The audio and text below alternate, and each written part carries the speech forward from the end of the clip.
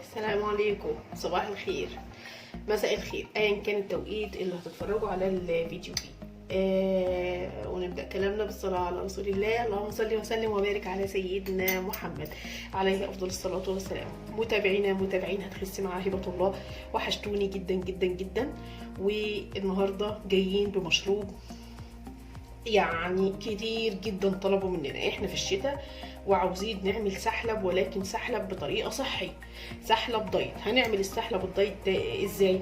فطبعا وعدت المتابعين بتوعي ان احنا ان شاء الله هنعمله ونصوره عشان نشوفه قدامنا. مكوناته سهله جدا جدا وبسيطه جدا وطعمه حلو جدا. نقدر نعمل مشروب سحلب سخن ولكن بسعرات حراريه قليله. طيب هنعمله ازاي؟ انزلي الاول دلوقتي اعملي لي لايك للفيديو، ولو اول مره بتشوفيني اعملي اشتراك للقناه عشان يوصلك كل جديد. وتعالوا بينا يلا نشوف هنعمل السحلب الدايت ازاي. الاول عاوزين نشوف الطبق ده فيه شويه مكونات. عندنا معلقه كبيره شوفان مطحون، ده شوفان مطحون، شوفان كامل الحبه من عند العطار مطحون. ده كيس سكر دايت، ده كيس فانيليا، نص معلقه جوز الهند، ربع معلقه سمسم. بس هي دي المكونات. تاني معلقه شوفان مطحون، سكر دايت، فانيليا، ربع معلقه سمسم، معلقه صغيره جوز الهند او نص معلقه كمان. المكونات زي ما انتم شايفينها قدامكم اهي. ومعايا نص فنجان لبن، عشان انا عايزه بقيه النص التاني هعمل بيه شاي بلبن. فلو عايزه تاخدي الكوبايه كلها خديها، انت كده كده ليكي كوبايه لبن في اليوم، خديها زي ما انت عايزه. فانا هاخد النص بس، عشان النص تاني انا من الناس اللي بتحب تشرب شاي بلبن الصبح، فخدت النص، والنص التاني هعمل بيه السحلب الدايت بتاعنا. ونقدر نكمل بالباقي ميه. عندنا قرفه، القرفه اختياري للي بيحبها، اختياري للي بيحبها، ما بيحبهاش بلاش منها خالص. طيب هنعمل السحلب بتاعنا ازاي؟ الاول طبعا هننزل باللبن بتاعنا. ادي الكنكه بتاعتي اهي، انا هعمل كوبايه واحده بس، هنزل بيها باللبن بتاعي، وهنزل بشويه ميه كمان بس كده.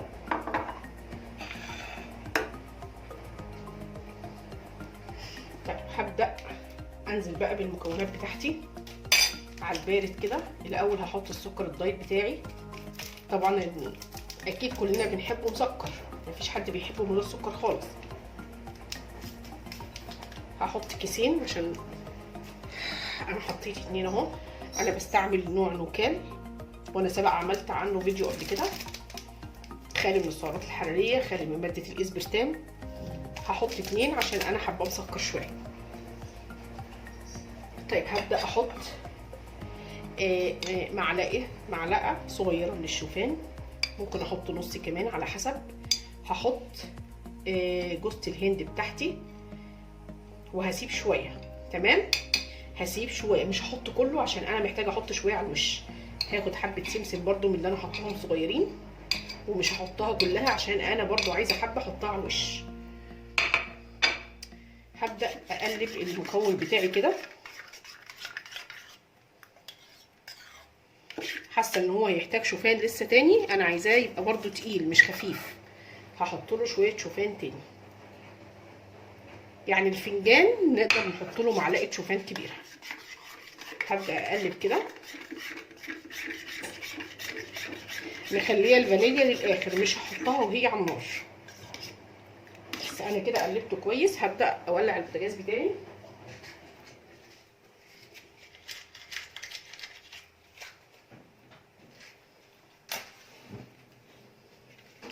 وهحط السحلب بتاعي على النار.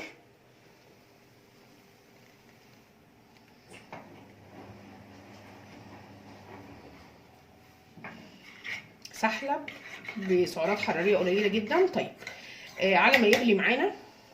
طيب دلوقتي احنا قلنا السحلب بتاعنا ده دايت معمول بالشوفان. طب معنى ذلك ان احنا نفضل نشرب طول النهار ونقول ده سحلب دايت؟ لا طبعا. المشروب ده لنا مره واحده فقط في اليوم، مره واحده فقط، ويفضل مش كل يوم كمان، يعني خليها يعني حوالي 3 مرات كده في الاسبوع بتاعنا. بالليل حاسه ان انت بردانه، حاسه ان انت سقعانه، حاسه ان انت جعانه، اعملي الفنجان ده واشربي. لكن مش معنى ان احنا قلنا ان هو دايت والسعرات الحراريه بتاعته قليله ان احنا نفضل طول النهار نعمل فيه ونقول بقى ايه ده هبه قالت عليه دايت. لا طبعا، لان برضو في الاول وفي النهايه الشيفون يعتبر نشويات، ولكن من النشويات الصحيه. انا بقلب فيها اهو معاكم على النار.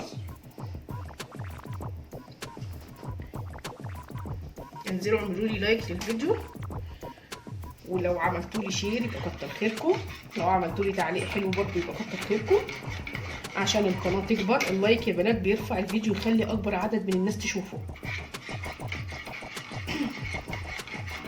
طيب على فكره احنا نقدر نعمل كميه، تمام، نطحن شوفان. الشوفان على فكره كامل الحبه بتجيبيه من عند اي عطار، روحي قولي له عايزه شوفان كامل الحبه، اطحنيه عندك في المطحنه في البيت. انا طحناه عندي في البيت. تقدري تجيبي وتعملي انت الكميه. تحطي الشوفان وتحطي عليه معلقه كبيره جوز الهند ومعلقه سمسم وفانيليا وسيبيه. كل لما تيجي تعملي الفنجان بتاعك خدي معلقه كامله من المكونات كلها، تمام.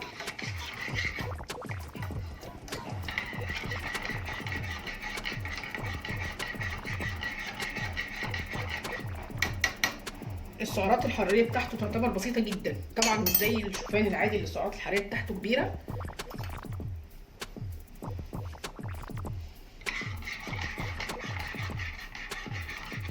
طبعا اول ما يغلي معايا، انا بس مش عايزه اطول عليكم الفيديو، اول ما يغلي معايا هتلاقيه تخن، هتلاقيه بدا يتخن.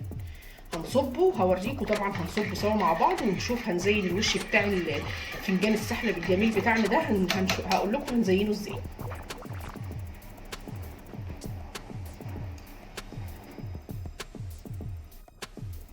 هو خلاص بدا يغلي معايا اهو ويتخن. بصوا بتاع سخنه بس. انا كده خلاص هطفي عليه او ههدي بس النار عشان اشوف حاجه امسكه. الكنكه سخنه.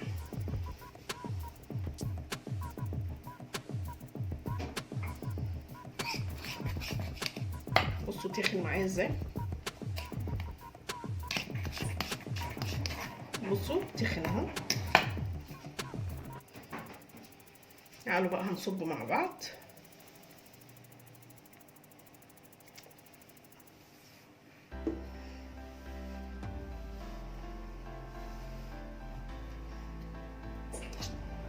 سخن برضه.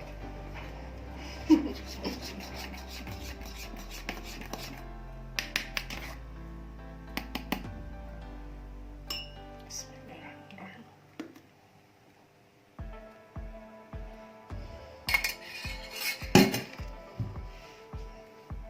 شفتوا بقى، نسيت احط الفانيليا. عادي مفيش مشكله، نحطها في الفنجان. كده كده الفانيليا ما بتتحطش وهو على النار. هحط كيس الفانيليا بتاعي عشان يديله ريحه حلوه. هقلبه تاني عشان الفانيليا.